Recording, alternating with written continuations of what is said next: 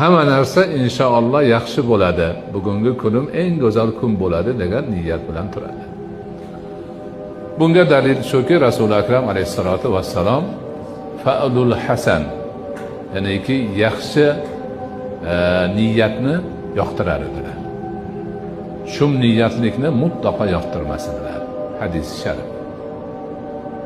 Ana nima bo'lar ekan, falonmikin, pistonmikin, bu bo'lib qolamanmikin, bu bo'lib qolamanmikin degan yomon niyatlarni xayoliga ham keltirmaydi.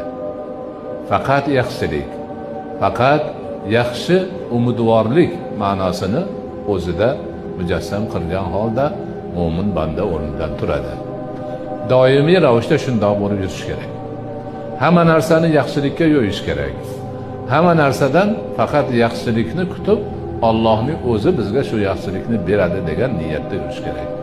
Shum niyatlik qilish, yomon narsalarni o'ylash, u bo'lib qolarmikin, bu bo'lib qolarmikin deyish insonning ruhiyatini tushiradi, o'zini demak dadilligini yo'qotadi, hadiksiraydigan, har qadamida nima yomon niyat uni chulg'ab oladigan holat bo'ladi.